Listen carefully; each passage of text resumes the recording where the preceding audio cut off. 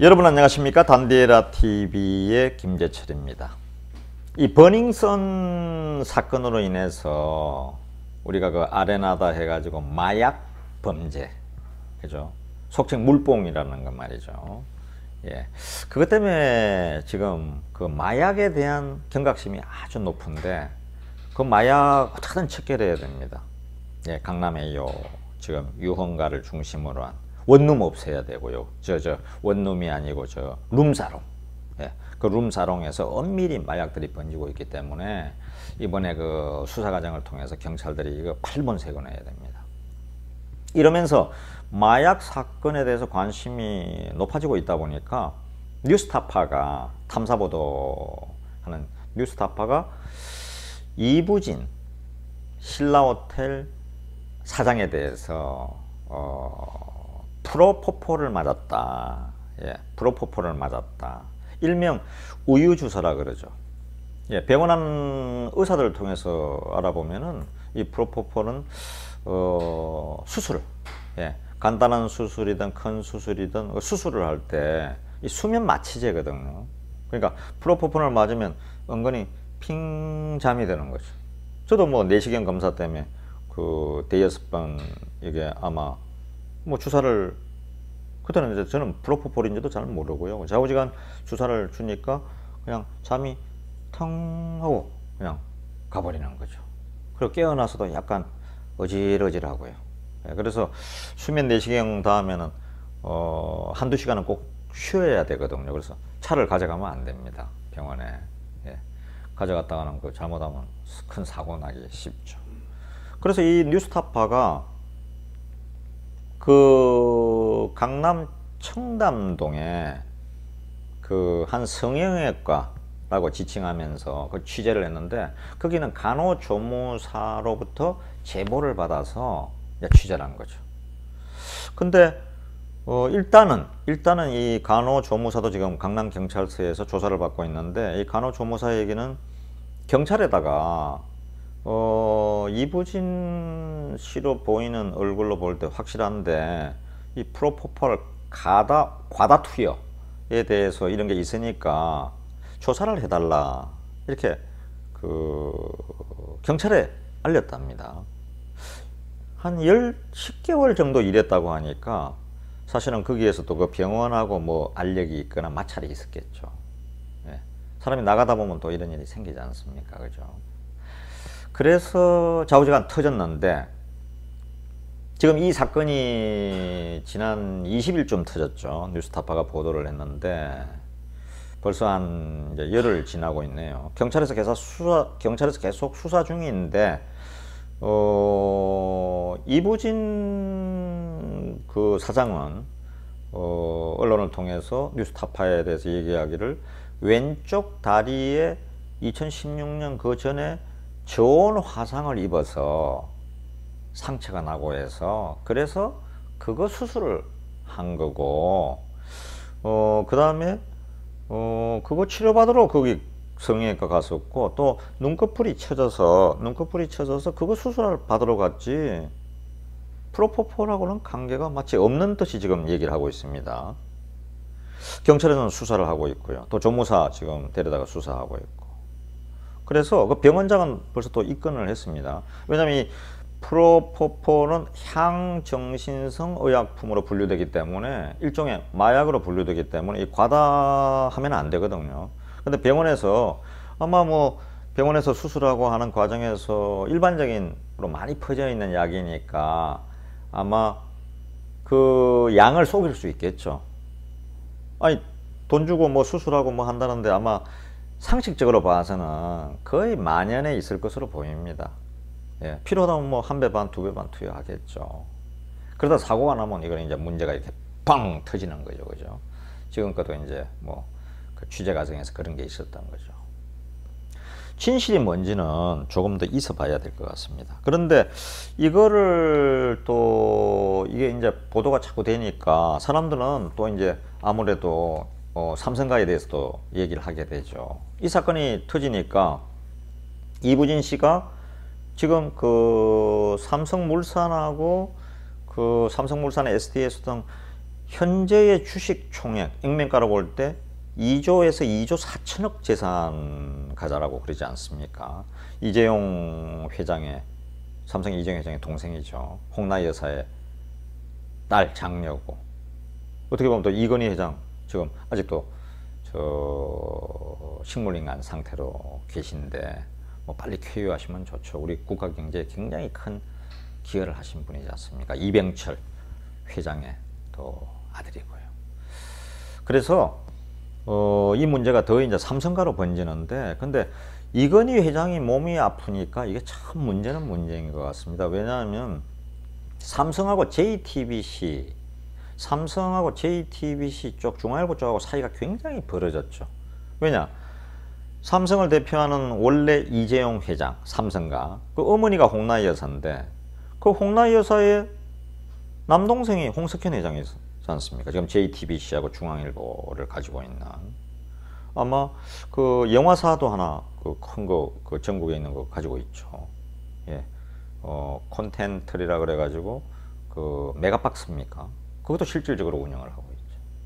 그래서 이 사실은 홍석현 회장은 홍나희 여사가 이건희 회장하고 결혼함으로 해서 그 이재용 회장의 이제 삼촌이 되겠네요. 외삼촌이. 그래가지고 인정을 받아서 그 선대 회장 홍진기 씨가 이건희 회장하고 각별한 사이였으니까요. 그래가지고 이제 사돈관계를 맺은 건데, 이 지금 홍석현 회장 JTBC 쪽에서 삼성을 계속 치는 것 같습니다.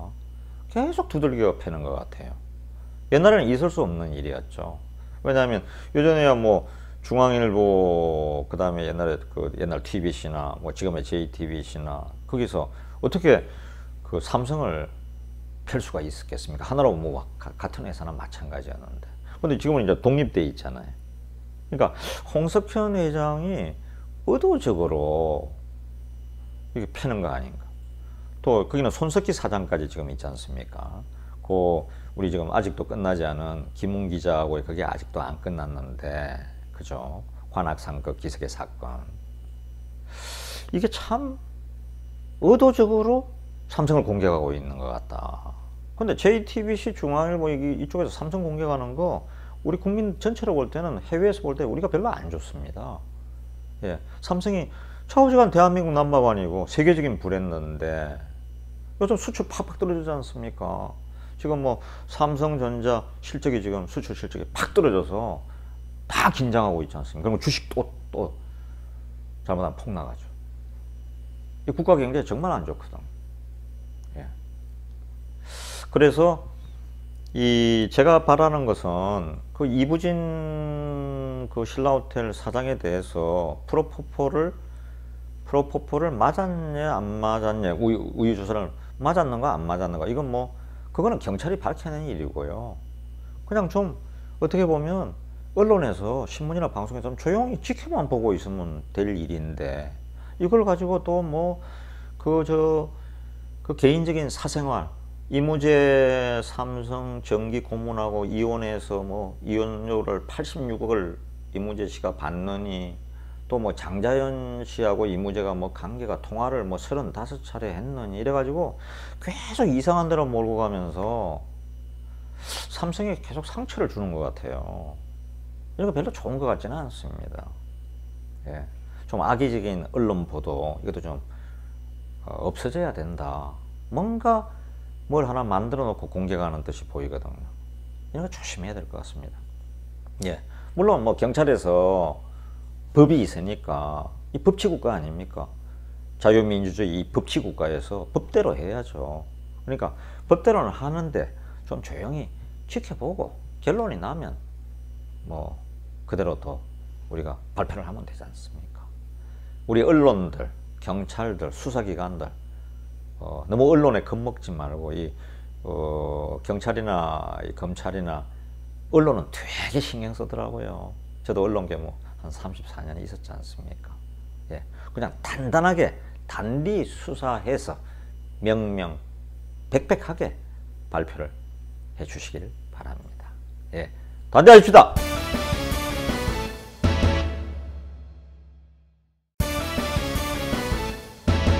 여러분 안녕하십니까? 단데라TV 김재철입니다.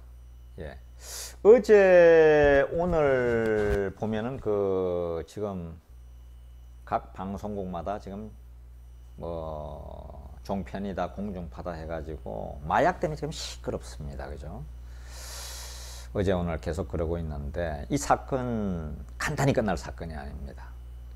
예. 특히 SK다, 현대다, 이 대기업, 대한민국을 대표하는 정말 재벌 기업들, 3세나 4세나 거의 이제 한 3세 정도인데, 이게 창업주 재벌들은 정말 고생하고 땀 흘려서 대한민국에 기여한 바도 많고 지금도 그렇게 일하시잖아요. 정몽구 회장이라든지 또 최태원 회장이라든지 정말 큰 일을 많이 하고 있지 않습니까? 그런데 또 밀려난 또 직계들은 잘 좀 안 그러는 것 같아요. 반계. 예를 들면 이번에 지금 매스컴에서 계속 나오는 게 황하나 씨. 그분도 이제 재벌의 외손녀잖아요. 준재벌이죠. 아주 큰 재벌은 아니지만 파워 블로거로도 활동도 많이 하고 그래서 많이 알려진 분인데 연예 활동도 하고 그래서 여기서 보듯이 이 마약이 아주 굉장히 깊이 침투해 있고 폭넓게 유행하고 있다는 거죠. 특히 강남의 버닝썬 사건이나 아레나 사건 이런 데서 보듯이 대한민국의 가장 큰 문제 중에 하나는 룸사롱이 있고 칸막이가 있다는 겁니다. 칸막이. 어디 가나 다 칸막이가 있잖아요. 지금 우리 저도 이제 퇴직해서 고향에 왔을 때나 친구들하고 이제 밥 먹은 다음에 다들 대한민국 분들 다 저부터 노래 부르기 좋아하니까 한국 하자고 가서 이제 가면 그것도 또 칸막이 있는 방이 있습니다. 방.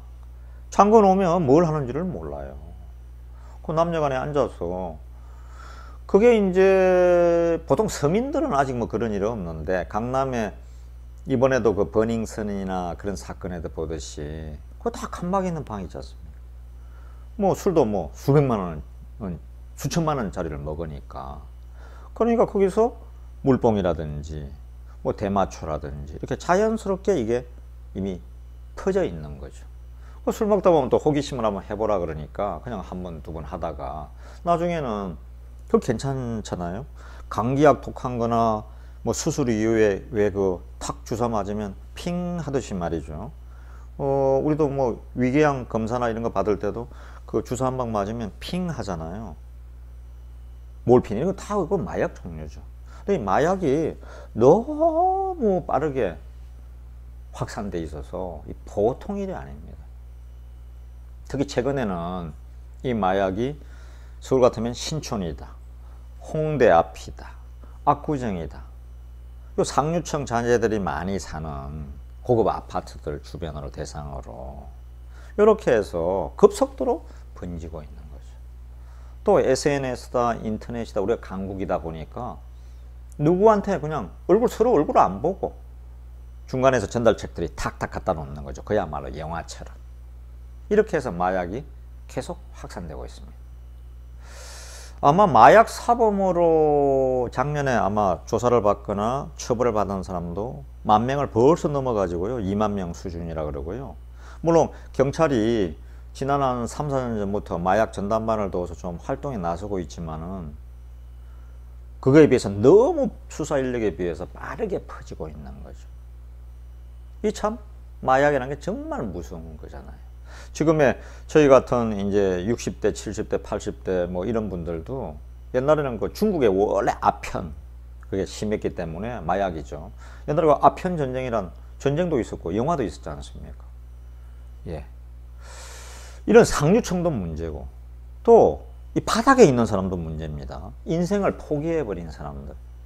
지금같이 어렵고 힘들고 취직하기 어렵고 또 퇴직해서는 할 일도 없고 너무 고독하고 힘들다 보니까 그냥 요즘은 싸게 마약을 또 구하려면 구할 수 있는 시대가 돼서 그냥 괴로운 사람들 술 마시듯이 소주 한 두세 병 마시듯이 그냥 마약을 그냥 싸게 사서 그냥 이거 잊어버리려고. 근데 그게 마약이란 바로 죽음에 이르는 길입니다. 절대 해서는 안 될 일입니다. 예. 이 마약을 첫째 없애기 위해서는 그 루트를 끊어야 되는데, 강남에 이거 칸막 있는 룸사롱, 이거 다 선진 외국에 그런 거 없잖아요. 룸이 없다니까요. 잠궈 놓고 술 먹는 데 없다니까요. 다 터져 있지. 일본 같은 경우도 제가 이제 동경 특파원 한 3년 반 있었지 않습니까? 한 번 딱 적발되면은 우리가 영업 정지가 아니라요. 영업 폐쇄입니다. 폐쇄. 예. 한 번에 딱 아웃입니다. 영국에 이런 게 있습니까? 뭐 그리스에 있습니까? 프랑스에 있습니까? 이 룸사롱 정말 없애야 됩니다. 거기서 이런 마약이 싹 트고 있다고요. 엄밀하게 다 이게 퍼지고 있다고요. 예. 마약에 대한 얘기는 오늘은 이 정도 하고요. 또 끊어서 내일 마약의 심각성에 대해서 내일 한 번 더 방송을 더 하도록 하겠습니다. 예. 이거 단디해야 됩니다. 예. 단디합시다.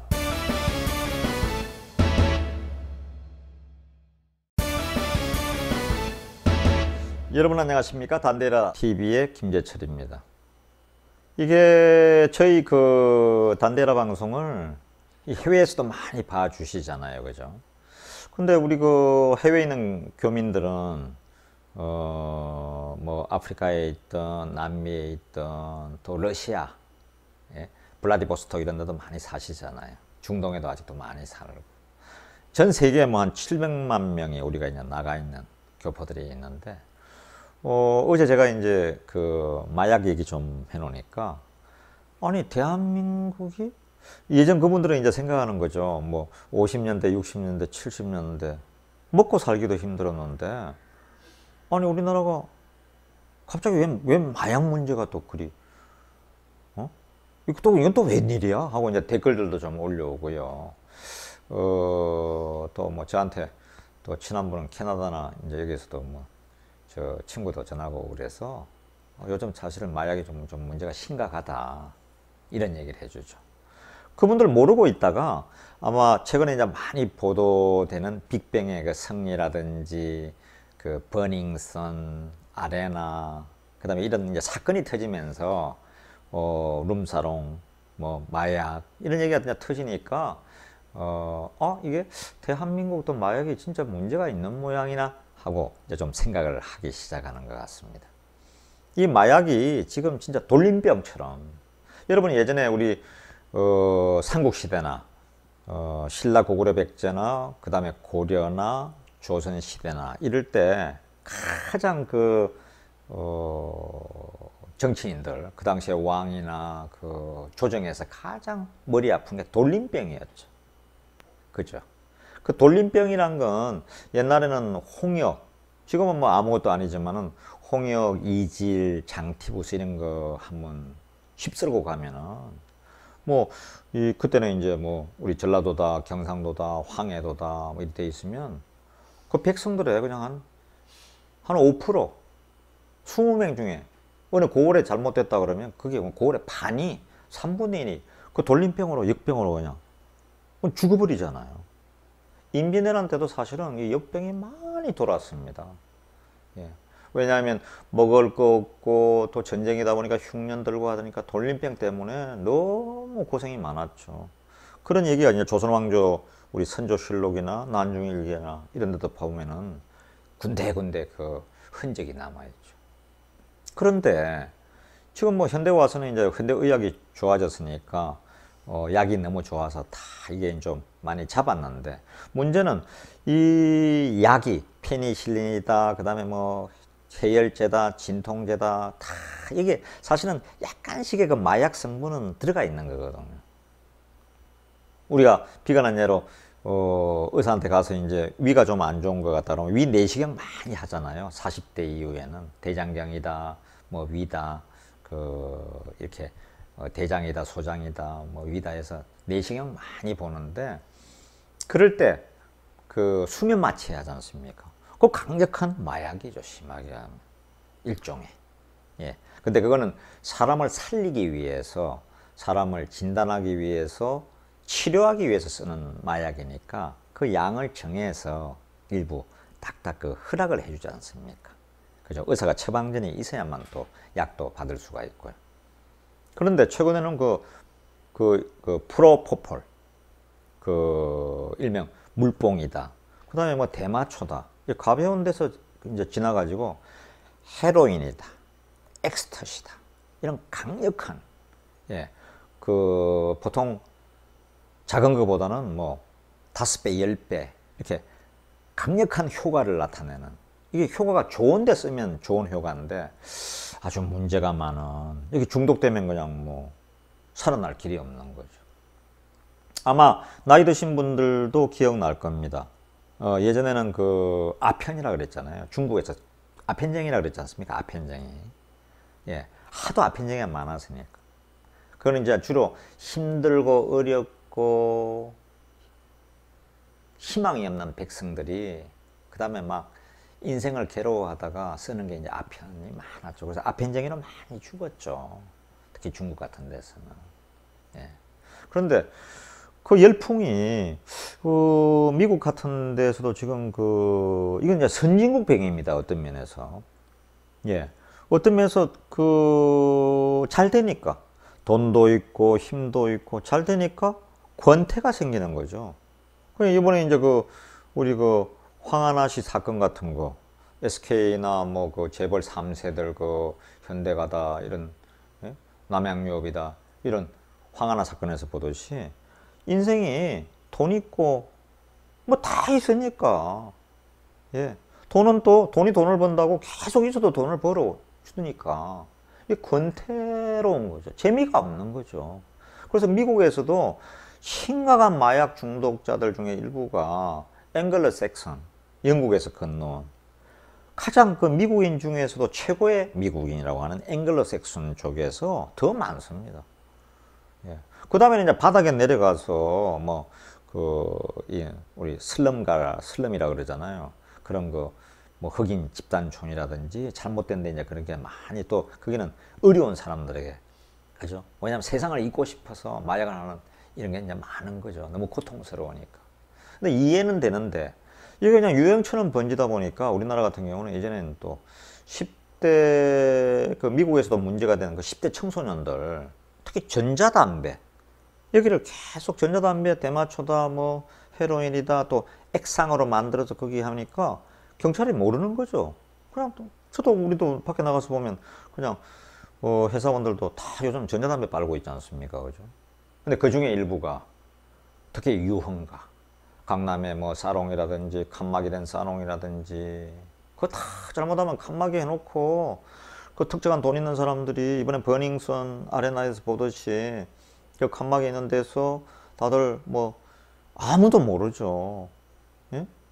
그래서 이번에도 동영상 성관계 촬영하는 것도 지금 막 드러나고 그러지 않았습니까? 너무 이런 게 많거든요. 근데 이게 경찰과 검찰이 나서서 제대로 초기에 박살내지 않으면 이게 우리 건전한 청소년들이나 대학가로 이게 점차 침투하고 있어서 이미 어느 정도 다 침투해 있습니다. 신촌이다, 그 다음에 압구정이다, 지방 같으면 부산 남포동이다, 광복동이다, 인천 같으면 이제 외양선도 많이 들어오니까요. 구하기가 쉬우니까요. 작은 돈으로라도. 돈 있는 사람은 돈 있는 대로 그것도 또 고급 구하고, 돈 없는 사람은 없는 대로 그냥 쉽게. 그리고 사람 만나지 않고 마치 무인 포스터 만들어 놓고 탁 서로 그냥 SNS나 그 다음에 인터넷으로 주고받아서 빠르게 구할 수 있는 거죠. 바로 지금 구하려면 바로 들어가면 바로 구할 수 있죠. 돈만 있으면 뭐든지 지금 사는 세상이 돼버렸어요. 돈만 있으면 뭐든지 사는 세상이 돼버렸죠. 또 해외에서 직구도 많이 날라오는데 물건 구매하면서 또 일일이 세관원들이 어떻게 다 감시하겠습니까? 그죠? 그러니까 국민들의 의식이 바뀌어야 되고, 그만큼 우리 정부에서는 검찰, 경찰에서 정말 신경 써서 관세청에서 이걸 다 적발해내고 잡아내야 된다는 거죠. 그리고 엄한 벌이 따라야 된다는 거죠. 그래야 정말 아이들 키우는 부모도 학교 대학 보내고도 좀 걱정들을 안 할 거 아닙니까? 이 마약 반드시 나라를 위해 잡아야 됩니다. 이게 완전히 망국으로 가는 길이거든요. 지금 돌림병이 창고라면 어떡할 겁니까? 이 마약이라는 돌림병이. 반드시 잡아서 깨끗하게 끝장을 내야 됩니다. 단디해야 됩니다. 그야말로.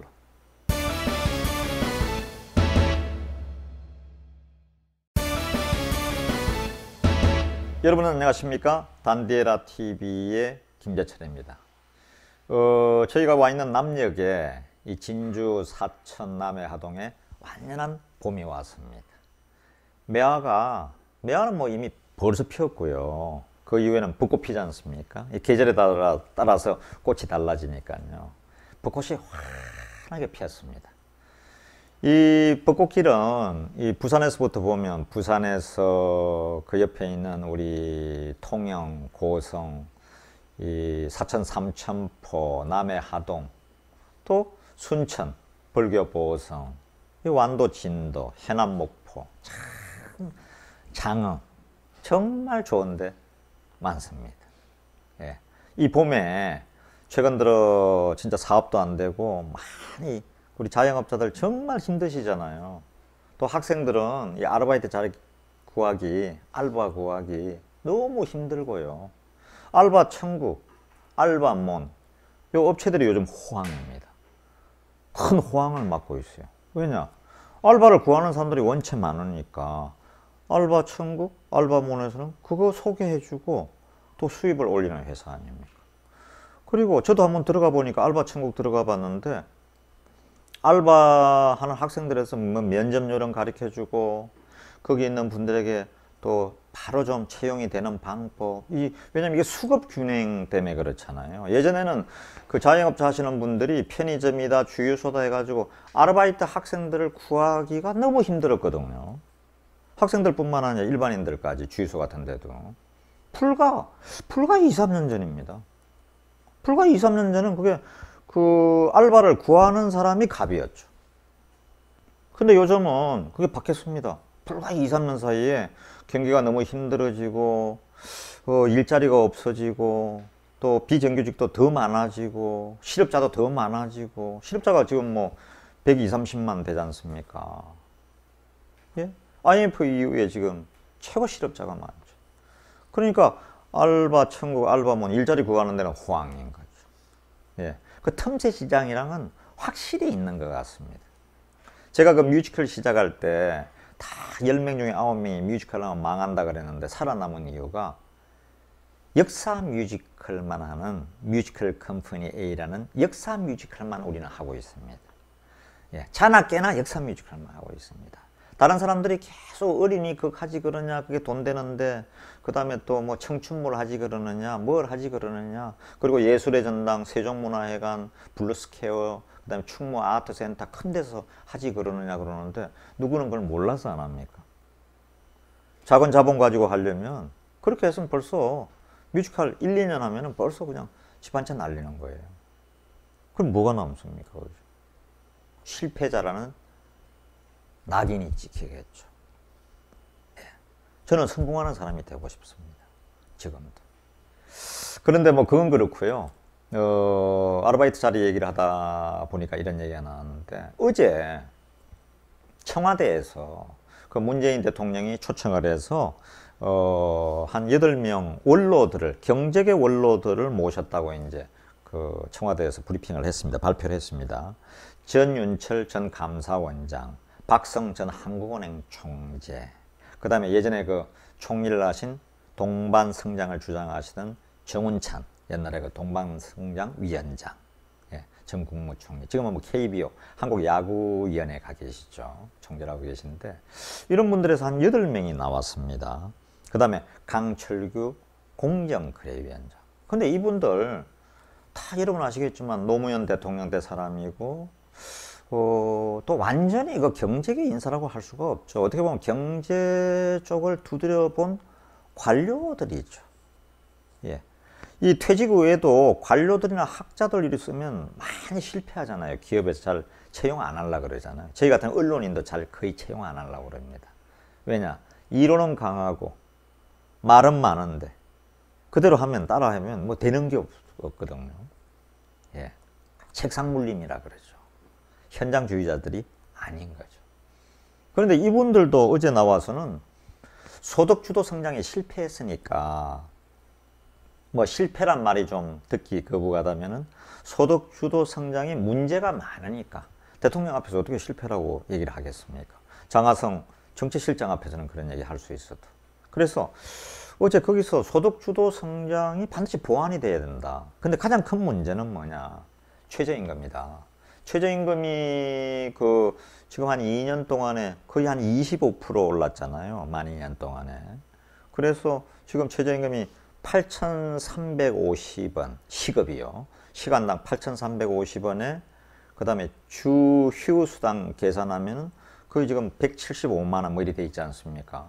그거를 줄 수 있는 중소 조그만 우리 자영업자들, 대한민국 국민의 대한민국에서 있는 그 일자리의 뭐 25%는 자영업자들이잖아요.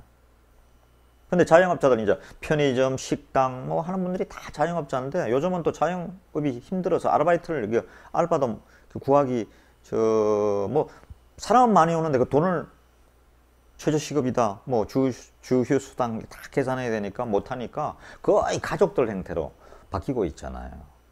예. 거의 뭐 또 1인 사업 하는 조그만 식당 하는 그분들이 한 250만 명이 넘고요. 사람을 데리고 하는 데는 뭐 150만 개 이하더라고요. 예. 또 주유소나 이런 데도 요즘 전부 다 셀프 주유소가 불과 뭐 한 2, 3년 전에만 해도 서울이든 지방이든 특히 지방에서는 다 사람들이 주유해 줬죠. 요즘 지역에도 제가 다니면서 목포다, 광주다, 뭐 남원이다, 대구다 이렇게 울산이다 출장 다니다 보면은 거의 이제는 셀프입니다. 예. 임금비 줄이려고 그러는 거죠.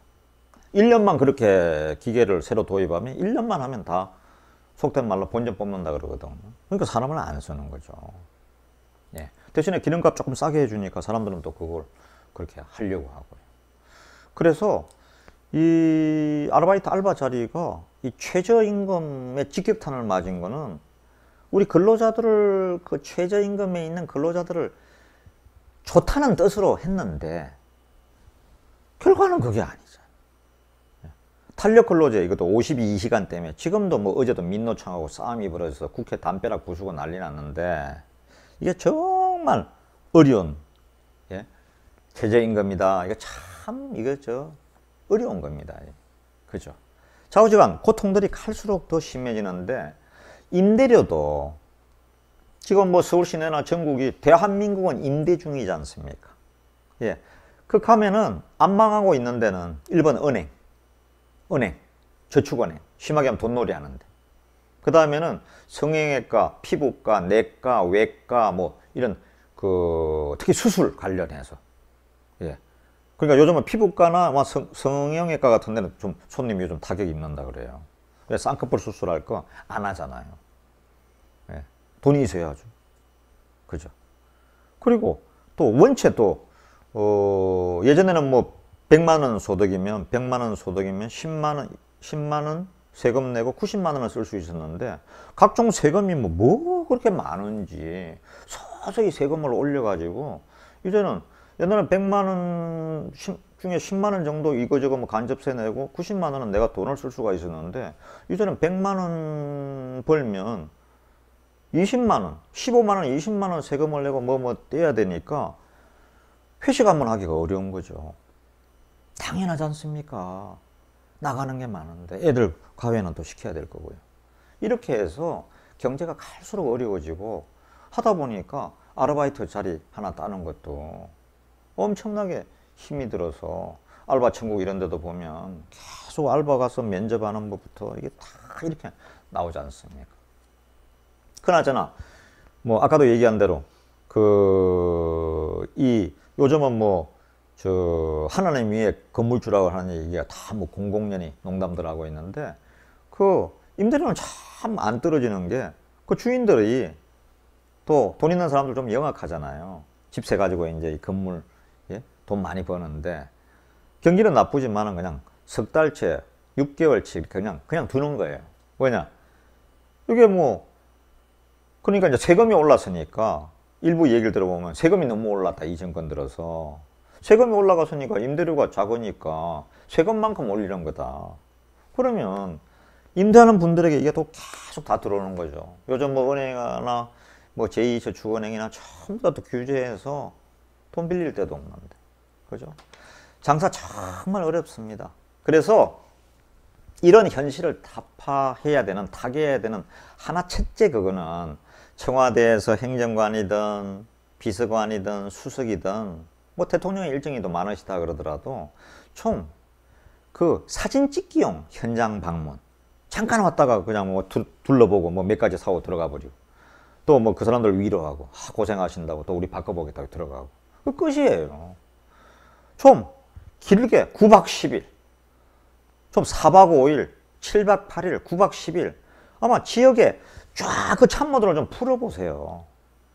예? 출장비 주고 현장에 좀 갔다 오라고. 남원 임실에 가서 어떤지, 청주 충주가 뭐 어떤지, 강릉 삼척에는 어떤지, 그 집값이 폭락한 25% 폭락한 거제는 어떤지, 이런 걸 좀 현장을 보고 정말 절절히 느껴야지. 본인들은 따뜻한 데 앉아서 사무 보고 연봉 5천, 1억 이렇게 버니까 말이죠. 저도 뭐 따뜻한 직장에서 33년 4개월 있어 봤는데 나와보니까 정말 찬바람 봅니다. 백성들 살기 정말 어려워요. 그래서 현장 체험을 좀 넣어주시면 좋겠고요. 예전에 정조대왕 한번 보십시오. 우리 조선에 가장 조선을 빛낸 세종대왕과 정조대왕.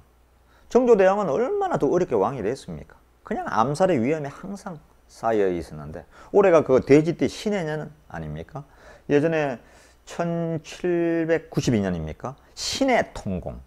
신의 통공이란 건 뭐냐면 옛날에는 그 장터에서 장사를 하려도 다 자격이 있었죠. 한양에는 종로통에 유기전, 명주 무명 파는 유기전하고 지방에도 시전이 있었단 말입니다. 시전이란 건 그걸로 관찰사나 목사한테 허가받은 데였거든요. 근데 이제 한 200년 전에 1792년쯤 되면 이 경제가 많이 발전하면서 일반 상인들도 좀 자유롭게 상업활동을 해달라.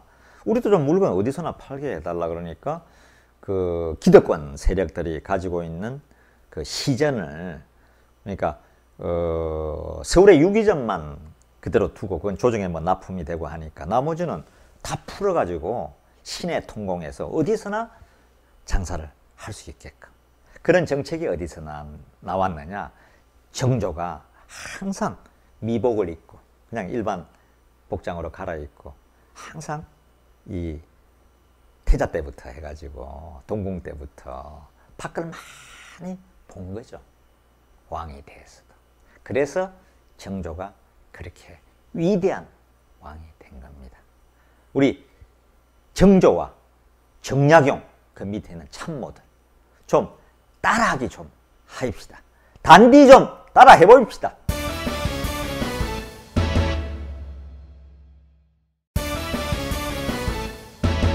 여러분 안녕하십니까? 단디에라TV의 김재철입니다. 남쪽에는 지금 완전히 봄이 왔습니다. 오늘 서울에서 제가 이제 그 고향 삼천포 사천으로 이제 다시 좀 고향에 왔는데 이 고향 스튜디오에서 녹화하고 있거든요. 오는데 벚꽃이 정말 흐드러지게 피었습니다. 예.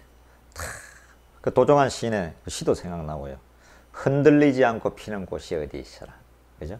흔들리지 않고 피는 꽃이 어디 있느냐 이 얘기죠. 예, 섬진강변에 낙동강변에 지금 흐드러지게 피었습니다.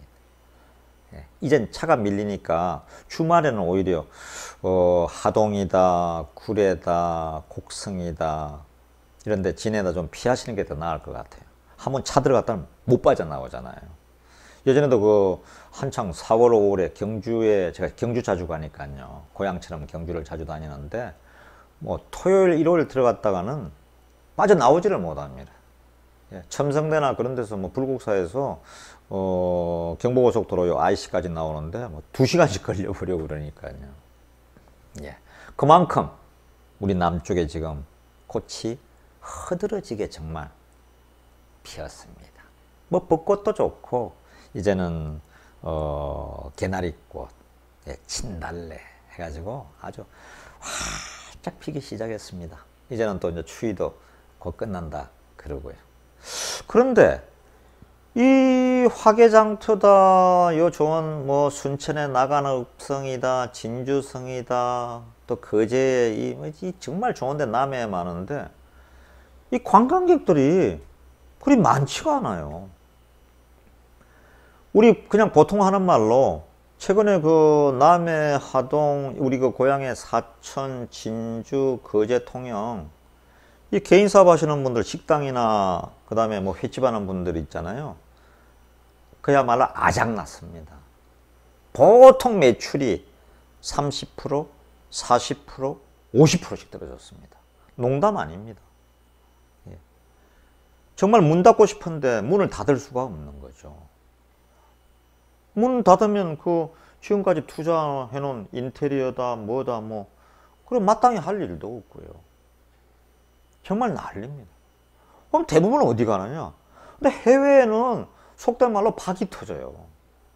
예.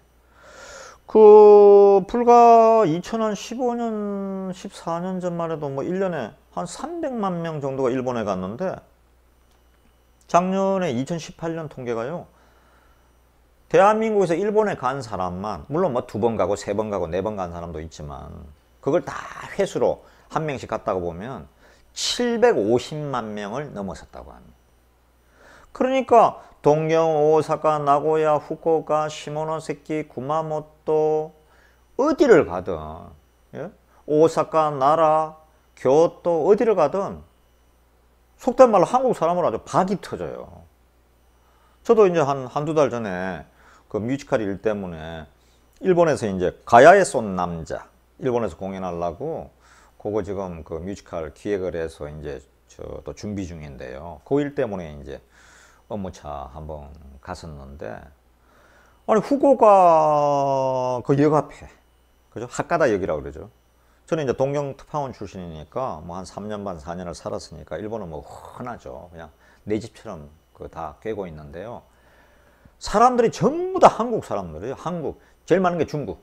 그 다음에 이제 그 다음 사람 한국 사람, 대만, 예? 필리핀, 인도네시아 뭐 각국에서 오는데 그 다니는 사람들이 일본 사람보다 우리 한국 사람이 더 많아요. 그래서 어디 뭐 저보고도 어떤 사람이 자꾸 물어봐요. 제가 일본 사람인 줄 알고 뭐 이렇게 물어보는 사람들. 저도 또 물어봤다가는 그건 전부 다 뭐 한국 사람이거나 중국 사람이고요. 그렇게 많이 나다닙니다. 근데 한국에서는 우리가 독도 문제다, 그 다음에 교과서 문제다, 역사 왜곡 문제다, 특히 최근들은 징용 그 판결 배상 문제다, 특히 가슴 아픈 우리 그 위안부 문제, 뭐 이런 그 문제 때문에 한국에서는 일본 사람 아주 쌍욕을 하잖아요. 한국에서는 일본 욕 안 하면 칭찬하면 큰일 나거든.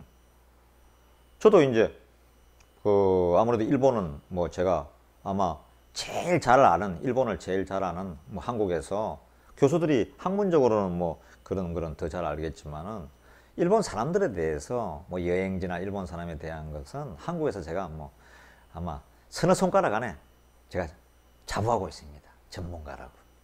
왜냐하면 우리 MBC에 다닌 덕에 예전에 그 출장도 뭐 일본에 한 3, 40번 갔고요. 또 동경특파원 하면서 한 3년 반, 4년 가족들하고 있었고요. 또 나와서도 이런 뮤지컬이나 이런 강의 때문에 제가 일본만 한 8, 90번은 갔습니다. 80번, 90번을 갔다고요. 그러니까 귀신이죠, 귀신. 그런데 저번에도 대마도 스시마하고 후쿠오카, 시모노세키 이렇게 그 다음에는 또 오사카 갔을 때는 오사카, 나고야, 교토 뭐 이렇게 다니지 않습니까? 이바라키, 동경 갔을 때는 이렇게 다니는데 한국 사람이 바글바글 합니다. 첫째 많이 오는 이유는 요즘 들어 우리 제주 안 갈래. 제주 가면 돈 무진장 깨지잖아. 돈 많이 들고. 일본에 오면 후쿠오카 여기 뭐 오사카, 나고야, 교토 뭐 비행값도 저가항공 타면 잘만 조정하면 15만원, 20만원 이면 다 왕복 오고 그 다음에 오면은 숙박료도 사실은 우리 한국보다 더 싸거든요. 깨끗하고 일본 사람들 깨끗하면 알아주지 않습니까? 자, 숙박료도 더 싸지. 밥값도 요즘은 거기가 더 쌉니다. 예. 자꾸 와서 한식을 찾으려고 보니까 비싼 거지. 예. 거기서 차이니즈 레스토랑, 중국 식당이나 일본 가서 일본집 가서 싸게 먹으면 점심 한 끼 뭐 400엔, 4,000원이면 덮밥집 가서 다 먹죠. 국물도 먹고. 예. 뭐 5,000원, 6,000원이면 다 먹어요. 근데 우리나라는 그냥 기본이 요즘은 10,000원짜리 한 장은 있어야 뭐 최소 한 7,000원, 6, 7, 8,000원 하지 않습니까? 이러니까 또 음식도 또 깨끗한 데다가 정갈하지, 친절하지 이러니까 그 몰리는 이유가 있죠. 그리고 깨끗하고 사람들 질서 있고 어디 다녀봐도 뭐 자동차 렌트카 가지고 다녀봐도 크락션 안 누르잖아요. 일본에서는 왜 크락션을 안 누르냐? 크락션을 누르는 사람을 미친놈이라 생각하니까요. 왜 크락션을 누를까? 차 안 가면 그냥 기다리고 있는 거죠. 우리는 아직도 그 30초, 15초를 못 기다려요. 그죠? 예. 이게 그냥 팍팍 그냥 급해가지고요. 이래서 일본하고 우리나라는 또 문화의 차도 너무 심합니다. 제가 이제 일본 관광객이 뭐 이렇게 좌우지간 우리나라에서 가는 게 뭐 한 750만 명, 800만 명 이렇게 계속 뭐 가고 일본 사람들은 요즘 우리나라에 오는 걸 약간 꺼리는 것 같습니다. 약간 머뭇거리는 것 같아요. 한국 좋아하면서도. 제가 인사동에 사무실이 있으니까 인사동이다, 명동이다, 한국에 와서도 그 음식도 맛있고 뭐 삼겹살이다, 떡볶이다 좋아하니까 많이 오는데 지금도 많이 오죠. 그런데 예전보다는 그 우리 한국인들에 대한 그 뭐라 그럴까요? 호감도가 약간 떨어진 것 같아요. 왜냐하면 뭐 올해는 특히 더 하죠. 이 3.1절 100년이다 보니까 그건 뭐 일은 있겠지만은 특히 이제 독도 문제다, 또 뭐 그 배상 문제다, 징용 분들에 대한 배상 문제다 이런 게 다 이런 게 있는 거죠. 예. 우리로서는 물론 가슴 아픈 과거죠. 근데 과거만 맨날 기대어 살 수는 없는 거 아닙니까? 뭐 어떻게 됐건 앞으로는 이제 일본의 그 한일 간의 민간 교류는 지금 굉장히 넓고 뭐 감정도 민간 국민끼리는 없잖아요. 정치인끼리 싸우는 거지. 그래서 일본에 갔을 때 일본을 또 지금보다 10배 더 즐겁게 즐기고 배우고 이렇게 또 일본인들을 이해를 해야 될 거 아닙니까? 그런 거를 제가 앞으로는 그 여기서나 인사동에서나 특히 인사동에서 일본인 한국말 아주 유창한 일본 그 분들을 한국에 살고 있는 분들을 초대를 해서 일본에 가서 조심해야 될 거 아니면 배워야 될 거 이런 얘기 해보겠습니다. 하나의 팁만 드릴게요. 저도 참 이상했는데 일본에 동경특파원 있을 때도 좀 이상했는데 일본에서는 동경특파원 한 3년 반 4년 있어도요 대사관에 있더라도 그분들이 초대해서 오라고 한 결혼식이나 장례식장에 가는 건 저도 잘해야 한 3손가락밖에 없습니다. 왜냐? 본인들하고의 특별한 관계가 없으면은 결혼식이나 장례식장에 초대를 하지 않습니다. 그리고 초대장에 안 오고 그런 연락이 없으면 가면은 큰 실례입니다. 결례고요. 꼭 그거를 물어보고 가야 됩니다. 우리 같으면 뭐 결혼식에 오라고 뭐 온 사방에 뭐 다 청첩장 보내고 그 다음에 또 장례식에도 뭐 부고 내고 뭐 전부 다 그러잖아요. 그분들에게는 그건 큰 결례입니다. 예. 꼭 결혼식에 장례식에 초대받은 사람만 가야 됩니다. 그게 그분들의 스타일이고 질서거든요. 역사적으로 계속 그리 살아왔으니까요. 이렇게 우리나라하고 그 차이가 나는 게 너무나 많습니다. 씨름도 그렇잖아요. 한국 사람은 세판 하잖아요. 그죠? 백두장사 무슨 뭐 한라장사 뽑을 때 세판 해가지고 그 다음에 2판 이기면 이제 끝나는 건데 3판 2성 뭐 이런 건데 일본의 서모 그 중계하는 거 좀 보신 분들은 알 겁니다. 일본의 서모 딱 한 판입니다. 한 번 지면 끝입니다. 문화가 우리하고 다른 거죠. 우리는 두고 보자 문화고 내가 지금 졌어. 한번 두고 봐. 두고 보자니까. 이런 데서 이제 끈기도 있는 거죠. 그러니까 좋은 면도 있는데 일본은 한번 딱 졌다. 마있다. 졌다 하면 그대로 이긴 사람한테 따릅니다. 그러니까 장단점은 다 있는데 우리가 한번 이런 걸 생각해 보는 좋은 계기가 될 것 같습니다. 그래서 앞으로 김재철의 일본 이야기, 예, 여행객들이 많아지니까 제 얘기를 듣고 가면 좋은 팁이 될 것 같아서 김재철의 여행 얘기, 일본 얘기 앞으로도 계속 해나가도록 하겠습니다. 감사합니다. 단디 준비하고 해외여행 갑니다. 여권 두고 가시는 분도 많더라고요. 단디 해야 됩니다. 감사합니다.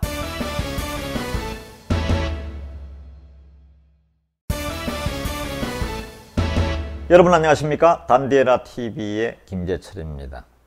오늘은 김재철의 또 다른 일본 얘기 하나 더 하겠습니다. 요즘 그 동경, 오사카, 나고야, 교토, 또 큐슈 지역의 후쿠오카, 시모노세키, 구마모토, 나가사키, 오이타 어디를 가도 우리 한국 젊은이들이 어디서나 만날 수 있습니다. 첫째는 호텔 프론트에서, 예, 거의 우리 같으면 별 한 3개 정도 되잖아요. 별 서너 개 되는 호텔에는 거의 한국 청년들이 예외 없이 있습니다. 사실은 호텔 업무란 게 그 정도 일본어 의학은 우리하고 또 어순이 같잖아요. 나는 학교에 갑니다. 와다시와 학교에 이키마스. 딱 어순이 영어하고 달라서 같기 때문에 심하게 얘기하면 빠른 사람들은 한 석 달이면 익혀줘. 한 3개월에서 6개월이면 그 취업하는데 걱정 없습니다. 뭐 호텔에서 더 큰 거는 또 매니저나 다 일본 사람들 있잖아요. 그리고 또 하나의 포인트. 일본은 그런 뭐 조그만 호텔이나 이런 데 가면 영어 거의 못해요. 예? 그러니까 Can you speak English? 하면 뭐 갑자기 그 좀 당황해요. 작은 호텔에서는. 물론 잘하는 사람은 완벽하게 퍼펙트하게 잘하죠. 예. 그래서 가보면은 우리 한국 청년들 참 많은데 취업하기 좋습니다. 봉급이 많은 건 아닙니다. 예. 거의 제가 이제 서시마 뭐 10대 번 가봤는데요. 후쿠오카나 시모노세키, 동경, 오사카, 나고야를 쭉 가면은 동경, 오사카, 나고야, 고베 이런 큰 데서는 조그만 중소기업 같으면은 한 20만 엔에서 25만 엔, 뭐 23만 엔. 그러니까 우리 돈으로 한 200만 원, 220만 원 이렇게 주는데 일본이 좋은 건 대부분 숙소, 요라고 그래가지고 조그만 숙소를 줘요. 그 일본은 방송국이 됐건 기업체가 됐건 작은 중소기업이 됐건 자기들 그 직원들을 위해서 직원 전용 숙소를 줍니다. 우리나라도 요즘 많이 배운 것 같더라고요. 그래서 실질적으로 먹고 자는 비용 중에서 자는 게 안 들어오니까 제일 많이 드는 건데 그것 때문에 우리 청년들이 더 선호하는 것 같아요. 또 일본은 뭐 빠르게 중국어보다도 훨씬 빠르게 습득이 가능해서 그리고 모습도 똑같아서 알 수가 없어요. 저도 어디 가서 이제 그 영어로 일본 갔을 때 영어로 좀 하던가 아니면 일본어로 뭐 저 요약고 데키마스까? 예약이 가능합니까? 하고 얘기를 하면 제 발음 듣고서 한국 분이세요? 이렇게 Are you Korean? 이렇게 물는 사람도 있고요. 그래서 이게 굉장히 우리 한국 청년들이 아주 변화에 빠르게 대응하잖아요. 1대1로 붙어서는 우리 한국인이 거의 제가 보기에 80-90% 이깁니다. 항상 일본인을. 근데 7대7로 붙으면 우리가 거의 80-90% 집니다. 이게 우리는 그 개성들이 너무 강하잖아요. 자기 주장들이 너무 강하고 상대방의 의견 잘 안 들으려고 그러니까. 이게 정치판하고 똑같아요. 그래서 이 정치가 제대로 돼야 됩니다. 그러니까 우리 청년들도 배우는 게 많겠죠. 예. 그런데 최근에는 저도 이게 남쪽에나 뭐 여기저기 다녀보면 전번에도 창원대학이다, 그 다음에 부산대학이다, 또 서울에서 이렇게 뉴스들을 보면은 일본인들이 요즘은 직접 와서 취업 박람회를 많이 합니다. 그리고 간단한 테스트 통해서 인정되면은 그거 이제 거기서 바로 면접 보고서 일본 기업으로 데려가죠. 저도 뭐 제 조그만 뮤지컬 컴퍼니 A, 뮤지컬에서 하고 있는데 저희 회사 우리 디자이너하고 또 우리 저 부장 한 분을 일본 기업에 소개해서 지금 그 비자 다 받아가지고 일본 기업에서 동경에서 잘 취업해서 다니고 있습니다. 저한테 항상 고맙다고 그런 얘기 많이 하죠. 네. 이 청년들을 자꾸 키워야죠. 그래서 또 그것도 너무 좋은 데만 가려고 하지 마세요. 청년이 뭡니까? 청년의 열기, 꿈이 바로 무기죠. 그래서 말레이시아다, 미얀마다, 필리핀이다, 스리랑카다, 뭐 알제리다, 이 남미에 예를 들어서 칠레다, 페루다. 옛날에 그 광개토 대왕의 우리 개척 정신으로 한국인은 나가면, 사실은 나가보면 한국인은 대부분 다 잘 삽니다. 제가 이제 MBC 문화방송 덕분에 동경 특파원도 한 3년 반 하고, 영국에도 한 1년 가서 이상 살았고, 또 뭐 해외 출장만 해도 한 100번 이상 다녔잖아요. 예. 회사 퇴직하고도 해외 한 100번, 예? 저 일본을 중심으로 해서 미국, 유럽들이 다녔거든요. 근데 한국인들 나가면요, 거의 성공합니다. 예. 한국인은 거의 거지가 없어요, 나간 사람들은. 국내에서는 저 우리 서울역이다, 뭐 광주역이다, 청량역이다, 부산역이다, 노숙자들 천지인데, 밖에 나가서 동경역이다, 나고야역이다, 오사카역이다, 존 F 케네디 공항이다 이런 데 가보면요, 한국인 노숙자는 거의 없어요. 나가는 한국인은 정말 어지의 한국인답게 성공합니다.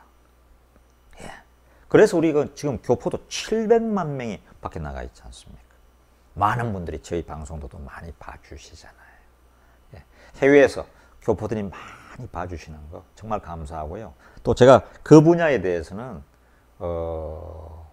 해외파입니다.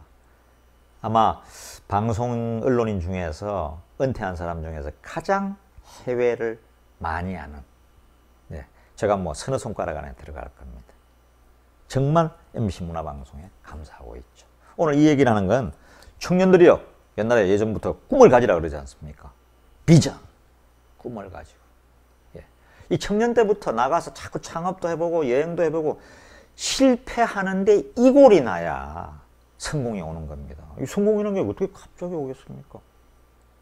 저도 나이 이제 은퇴한 다음에 뮤지컬, 역사 뮤지컬만 시작했는데, 물론 틈새 시장을 잘 잡긴 했지만은, 나와서 실패를 아주 그냥 이골 나듯이 하면서 살아가고 있습니다.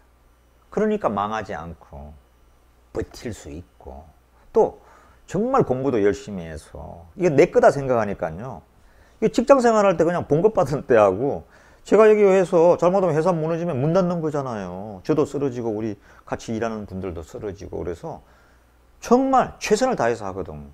그러니까 버틸 수 있고, 실패해도 두렵지 않고, 실패를 통해서 성공의 방향을 잡을 수 있더라고요.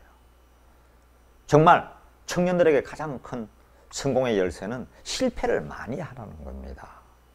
그래야 나중에 50대, 60대, 70대 가야 실패를 안 하죠. 실패를 밥 먹듯이 이골 나듯이 해야 됩니다. 그래서 해외 취업 저는 적극 권합니다. 그것도 선진국에 가면 기회가 없기 때문에 좀 후진국 두려워하지 마시고 도전에 나서야 됩니다. 청년의 무기는 바로 도전입니다. 그러면 취업의 벽 뛰어넘을 수 있습니다. 단대하십시다.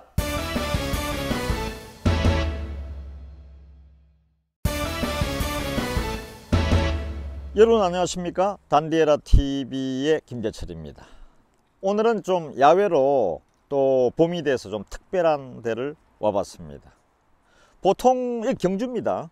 국립공원 경주고요. 유네스코 세계문화유산에 등재되어 있는 신라천년의 고도죠. 예, 대단한 데 왔습니다. 그런데 아마 기억나실 거예요. 옛날에 수학여행 가면은 대부분 석굴암이다, 다보탑이다, 석가탑이다, 남산이다 이런 데를 많이 다니셨지 않습니까? 근데 오늘은 여기 쭉쭉 좀 보시면 요 뒤에 지금 막 발굴 작업을 하고 있는 게 보이실 거예요. 예, 여기는 경주의 월성입니다. 아마 아시는 분은 조금 생각이 날 거예요. 근데 이게 한 82년 정도부터 좀 많이 알려지기 시작했거든요. 1982년부터. 그러니까 월성의 존재는 저도 국민학교 때도 중학교 때도 수학여행을 경주로 왔는데 그때까지만 해도 여기 뭐 가자는 사람이 아무도 없었습니다. 예. 많이 알려진 것은요, MBC의 그 선덕여왕. 예, 해외에서 아마 미국이나 영국이나 싱가포르나 독일에 일본에 사는 교민들도 많이 보셨을 거예요. 고현정 씨 주연, 고현정 씨 주연 하면 대충 아시겠죠. 미실로 나왔지 않습니까? 예, 선덕여왕 그 무대입니다. 그리고 KBS에서는 아마 대왕의 꿈 이럴 때도 뭐 이 월성에서 많이 촬영이 됐죠. 반달처럼 생겼다고 해서 반월성이라고 합니다. 신라의 모든 왕들은 그러니까 여기서 정물을 봤던 곳이죠. 예, 참으로 유수 깊은 데입니다. 지금 국립공원에다가 경주는 유네스코 세계문화유산에까지 등재되어 있는 참으로 이탈리아의 로마나 뭐 그리스의 아테나나 어디하고 비교해봐도 뒤지지 않는, 예, 여기 경주 전체가 하나의 유적이고 박물관이라고 볼 수도 있죠. 예, 요 옆에 바로 또 박물관이 있습니다. 발굴된 거는 다 박물관에 갖다 놓으니까요. 그래서 경주에 또 뭐 독일이다, 시카고다, 뉴욕이다 또 이런 데서 교민들 한 번씩 오실 때 추행 여행을 하고 싶다 하시면 다시 이번에는 경주에 과거에 못 보던 이 월성, 반월성에도 한번 와서 편안하게 산책을 하시면 월성에 부는 바람, 반월성에서 부는 바람, 신라의 천년 바람을 느끼실 겁니다.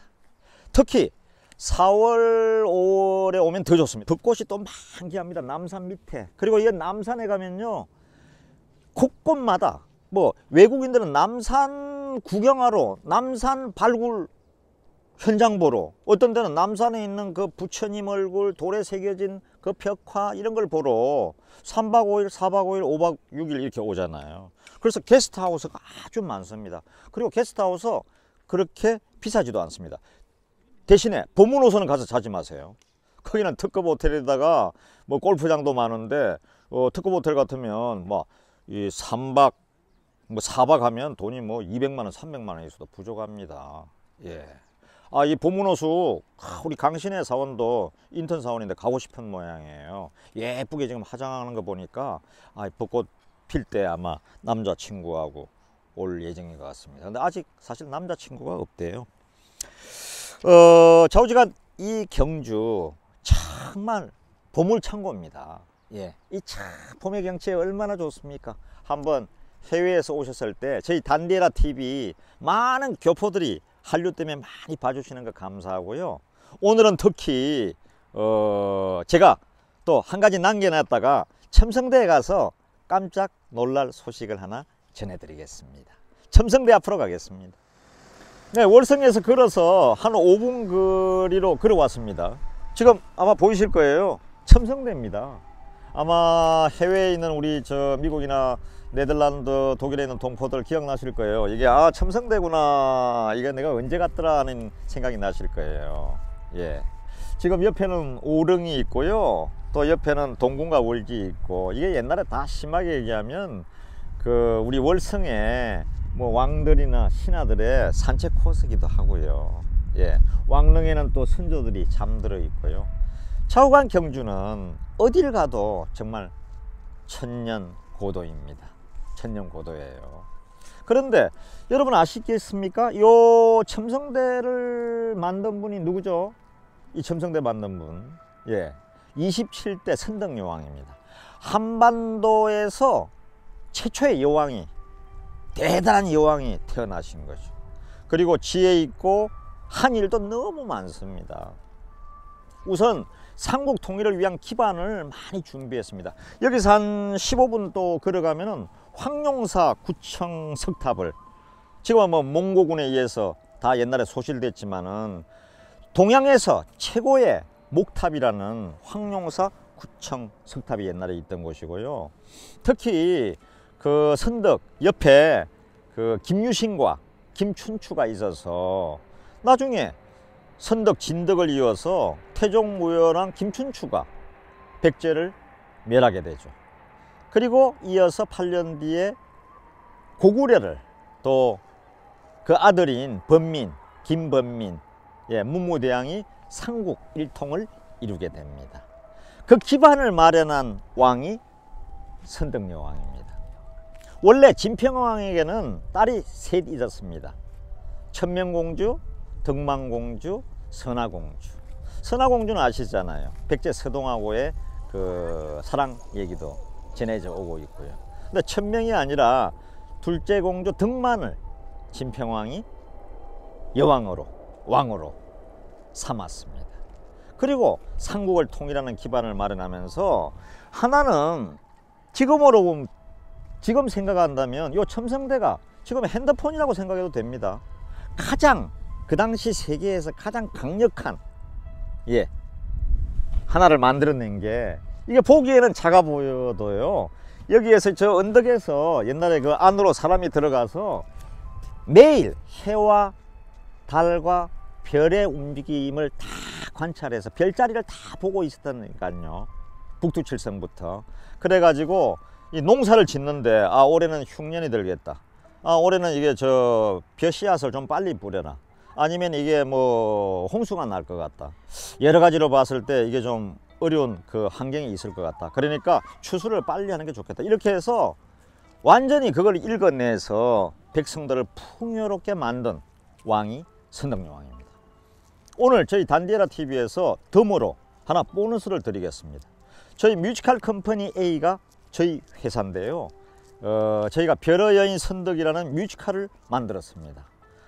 지금 전국에서 지금 전국에서 공연이 되고 있는데요, 그 중에서 하이라이트로 한 2분 반을 만들었습니다. 아주 화려하게 박진감 있게 하이라이트를 만들었습니다. 줄거리를 꼭 많이 봐주시고, 그리고 좋으면 좋아요 좀 꾹꾹 눌러주시고요, 해외에서도 구독도 쭉쭉 눌러주세요. 앞으로 또 계속해서 천년고도 경주, 또 백제의 예터 부여도 가보고요, 공주도 가보는 이런 문화 순례 코스도 한 번씩 넣도록 하겠습니다.